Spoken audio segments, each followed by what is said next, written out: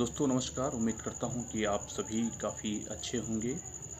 UPSC 2023 का result declare हो गया है और 1016 स्टूडेंट सेलेक्ट हुए हैं फाइनली।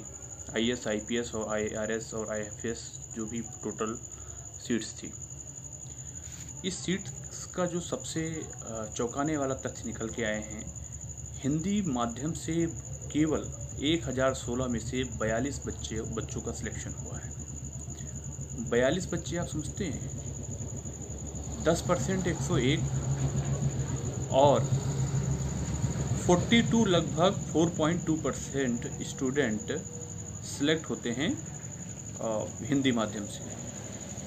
आप यह समझिए कि 50% जो हिंदी भाषी हैं, सारी भाषाओं में 50% हिंदी भाषा को बोलने वाले लोग हैं और लगभग 60% से ज़्यादा आबादी भारत की वह हिंदी भाषी आबादी है, जिसमें आप समझिए 25 करोड़ के करीब उत्तर प्रदेश की आबादी है और ऐसे ही 8-10 करोड़ या 12 करोड़ के करीब बिहार और अन्य राज्यों को जोड़ा जाए, राजस्थान, छत्तीसगढ़, झारखंड, मध्य प्रदेश और बिहार, हरियाणा, पंजाब, इन सब भी, जम्मू कश्मीर, उत्तराखंड, सभी को मिला लिया जाए यार 42 बच्चे। तो सबसे इम्पोर्टेंट चीज़ जो सवाल है, क्या अभी जो प्रिपरेशन यूपीएससी की करने के लिए जा रहे हैं और जो हिंदी माध्यम को लेने जा रहे हैं, क्या उनको इस बात को सोचना नहीं चाहिए? क्योंकि ज़्यादातर बच्चे मध्यम वर्ग से आते हैं, एक निम्न आर्थिक स्थिति से आते हैं। क्या वह सक्षम है इतना बड़ा रिस्क लेने के लिए, लैंग्वेज वाइज हिंदी माध्यम को चुनने के लिए?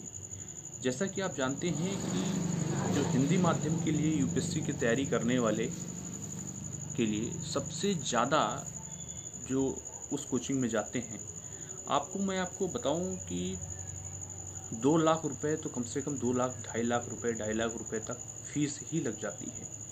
रहना, खाना और एक सामान्य जीवन जीने के लिए भी 12 से 15 हज़ार रुपये उसके अलावा, तो महीने का 20 से 25 हज़ार का खर्चा अगर जोड़ा जाए, मंथली डिवाइड किया जाए तो 25 हज़ार रुपये का खर्चा। क्या आप अपने माता पिता के पैसों के लिए, क्या उनके पैसों पर इतना बड़ा रिस्क लेने के लिए तैयार हैं, जहां पर देश की आबादी 70 करोड़ की आबादी में से 70 करोड़ की आबादी में से 70-80 करोड़ की आबादी में से केवल रिजल्ट 4.2% आता हो? 1016 अभ्यर्थी में से 42 अभ्यर्थी सिलेक्ट होते हैं, जिसमें से 18 अभ्यर्थी केवल राजस्थान से सिलेक्ट होते हैं।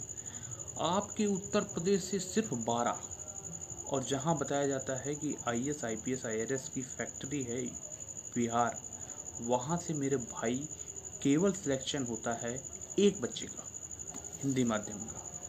शर्म नहीं, बेशर्मी की बात है। यह बर्दाश्त से भी एक तरीके से इसे हजम नहीं हो रहा है कि यह स्थिति पहुंच गई है। तो मेरा भाई, आजकल के ट्रेंड में जो चल रहा है, आपको बिल्कुल भी अगर इंग्लिश नहीं आती है तो भी आप इंग्लिश ही लो, क्योंकि यूपीएससी का जो सिलेक्शन रेशियो है वो 1% से भी कम है। 11 लाख लड़के बैठते हैं, 1000 बच्चे सिलेक्ट होते हैं, तो ये सिलेक्शन रेशियो 1% है। तो फेलियर होने का चांसेस आपके सबसे ज़्यादा है। तो ऐसी स्थिति में मेरे भाई, आप जो चुनाव करें, मान लीजिए आपका सिलेक्शन नहीं भी होता है, आप पॉलिटी पढ़ते हैं, हिस्ट्री, ज्योग्राफी और साइंस एंड टेक्नोलॉजी, इन्वायरमेंट और एथिक्स वगैरह पढ़ते हैं, इसका सही उपयोग, आपके नॉलेज का सही उपयोग केवल इंडिया में ही नहीं, इंटरनेशनल लेवल में भी आपके नॉलेज और एफर्ट का यूज हो, तो आप इंग्लिश माध्यम को चुनिए। कहीं ना कहीं आपकी इंग्लिश लैंग्वेज इम्प्रूव होगी, जो कि ये इंटरनेशनल डिमांड है। वक्त के साथ मानता हूँ हिंदी हमारी मातृभाषा है, लेकिन आपका जीवन जो है उससे आपका नहीं चल पा रहा है तो उस हिंदी लैंग्वेज को क्या करेंगे मेरे दोस्त। हम भी चाहते हैं हिंदी लैंग्वेज लें, लेकिन डिमांड ही नहीं है। जब बोलते हैं कि भाई अपना कम्युनिकेशन स्किल को सुधारो, तो कम्युनिकेशन स्किल आपकी हिंदी में भी हो सकती है, लेकिन वो कम्युनिकेशन स्किल वो हिंदी की बात नहीं कर रहे हैं, आप अपनी कम्युनिकेशन स्किल इंग्लिश में सुधारने की बात कर रहे हैं। थोड़ा थोड़ा स्टेप से भी आप इंग्लिश को स्टार्ट करेंगे तो आप बीट कर ले जाएंगे मेरे भाई। डरने की ज़रूरत नहीं है स्टेप बढ़ाने की। सबसे बड़ी बात है 90% एफर्ट लगता है गाड़ी चलाने में, स्टार्ट करने में। जब गाड़ी चल देती है तो आपको 10% एफर्ट ही लगाना पड़ता है। तो मैं आपको यही बताना चाह रहा हूँ मेरे दोस्त कि हम सभी को इंटरनेशनल डिमांड है, इस इंटरनेशनल डिमांड को इंग्लिश को एक्सेप्ट करना चाहिए और इंग्लिश की तरफ बढ़ना चाहिए। क्योंकि भारत 140 करोड़ की आबादी है, 150 करोड़ की आबादी की तरफ भारत बढ़ रहा है। सभी को रोजगार नहीं दे सकते हैं। जब आप मोबाइल को इंग्लिश में यूज करते हो, एटीएम में मैक्सिमम आप सिलेक्शन देखो कि एटीएम में जब आप सिलेक्ट करते हैं तो मैक्सिमम लोग हिंदी की नहीं इंग्लिश को चुनते हैं। मैक्सिमम की बात करते हैं। कंप्यूटर आपका इंग्लिश में है, फेसबुक आप, ट्विटर हो गया आपका, इंस्टाग्राम हो गया, या आपका व्हाट्सअप हो गया, क्या आप मैक्सिमम लोग इंग्लिश में ही टाइप करते हैं। आप मैक्सिमम लोगों की बात कर रहा हूँ मैं। कुछ लोग करते होंगे, ऐसे होंगे खास आदमी जो अभी भी हिंदी में टाइपिंग करते होंगे, लेकिन मुझे को ईजी लगता है इंग्लिश में टाइप करने के लिए। जब सिस्टम ही ऐसा है इंग्लिश की डिमांड के हिसाब से, तो अपने आप को बदलो उसी सिस्टम के अकॉर्डिंग। क्योंकि हमने भी इसका कोशिश किया है कई सारे कंपनीज में। मेरे को बहुत इंटरव्यू का बहुत एक्सपीरियंस है। ये 70, 75, 80 हज़ार की कम से कम पता नहीं कितने इंटरव्यू मैंने निकाले होंगे। ठीक है, बहुत सारे इंटरव्यूज़ मैंने क्लियर किए हैं। भाई साहब, हिंदी की कोई वैल्यू नहीं है, कोई पूछता नहीं है। चाहे आप बीए कर लो, एमए कर लो, एमटेक कर लो, चाहे बीटेक कर लो, दुनिया भर के कुछ भी कर लो। ऐसे नमूने भी हमारे बीटेक से पास आउट हुए हैं कि वो इंग्लिश तो छोड़ो, हिंदी में भी 5 शब्द नहीं बोल सकते हैं।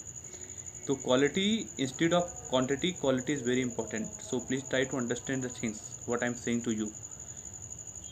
समझे? आज की डेट में यदि आप बैल से खेती करे हो तो सबसे बड़े बैल हो। समझ रहे हो? जब आपके पास मशीनें हैं और फिर आप भी सोच रहे हो कि हम पैसे बचाएं, तो अपने आप को एडवांस नहीं मानिए। उस तकनीक के हिसाब से अपने आप को एडजस्ट होने की कोशिश करिए। अब जो टेक्नोलॉजी जावा की चल रही थी, आज की डेट में आर्टिफिशियल इंटेलिजेंस है, मशीन लर्निंग।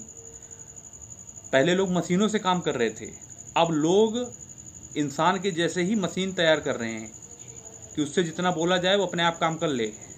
ये आर्टिफिशियल इंटेलिजेंस है। तो जैसे ज़माना बदल रहा है, अपने आप को उसके हिसाब से ढालो। जो नहीं समझते हैं वो ना समझें, और जो समझते हैं उनको मैं इस यूट्यूब के माध्यम से उस चीज़ को मैं बताना चाहता हूँ। ठीक है, रिक्रूटमेंट का मेरा एक्सपीरियंस है। मुझे पता है कि कैसे किसी को कैसे हायर करा जाता है और किसको कितना कैसे इसको पसंद है, कैसे मतलब सिलेक्शन कैसे किया जाता है किसी को, ये मुझे मालूम है।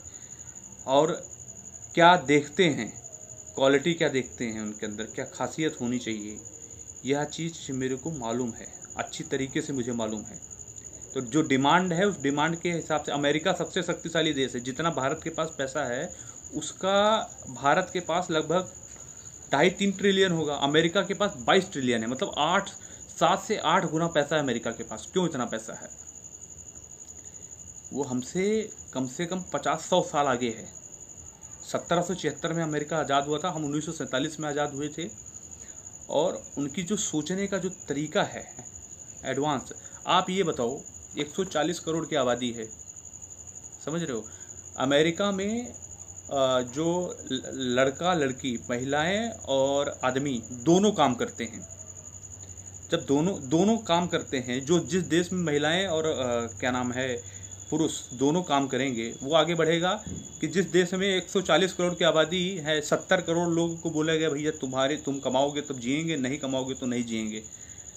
तो 70 करोड़ को खाली बैठा कर रखे हो, तो क्या आप उनका मुकाबला कर पाओगे? उस 70 करोड़ आदमियों में भी कोई SC ST है, कोई OBC है, कोई इतना भेदभाव है, ठीक है, कितना रोक टोक है, तो आप उससे मुकाबला नहीं कर सकते हो मेरे भाई, ठीक है। लेकिन सुधार आ रहा है, सक्षमता आ रही है। करंट गवर्नमेंट जो है कहीं ना कहीं रिजर्वेशन दे रही है, महिलाओं को रिजर्वेशन दे रही है, उनको आगे बढ़। एक आदमी सक्षम होता है ठीक है, लेकिन एक जो मतलब महिलाएं अगर सक्षम होती हैं तो एक स्ट्रेंथ बनती है, एक ताकत बनती है, समझ रहे हो। आदमी तो कहने की बात यही है कि आप आदमी कमाता है तो एक ठिकाना बनाते हैं, ठीक है, और ताजमहल बनाना है तो पूरे परिवार को मेहनत करना पड़ेगा। तो what I am saying to you, please आप लोग, हम हिंदी भाषी हैं, हमें पता है, लेकिन वक्त की ज़रूरत है। आपके अपने माता पिता के पैसों को बर्बाद मत करिए, उसका डिमांड नहीं है। इंग्लिश हिंदी की डिमांड नहीं है मेरे भाई। जब डिमांड नहीं है तो उसका यूज़ क्या करोगे आप? मार्केट में कोई डिमांड नहीं है, हिंदी की कोई डिमांड नहीं है, इस बात को समझिए, समझे। आप कहेंगे भाई हमारे प्रधानमंत्री ने क्या नाम है, हिंदी में भाषण देते हैं, सब प्रधानमंत्री मोदी नहीं बन सकते हैं, ठीक है। मोदी जी शादी नहीं किए हैं, क्या आप सब बिना शादी के रहेंगे? तो please try to understand what is the actual situation at the front of you, what is the demand of the situation, what is the requirement of the environment। so परिस्थिति के हिसाब से अपने आप को ढालने का कोशिश करिए। डेफिनेटली मेरे दोस्त, आप ज़माने के हिसाब से चलेंगे तो आप सही दिशा में जाएंगे।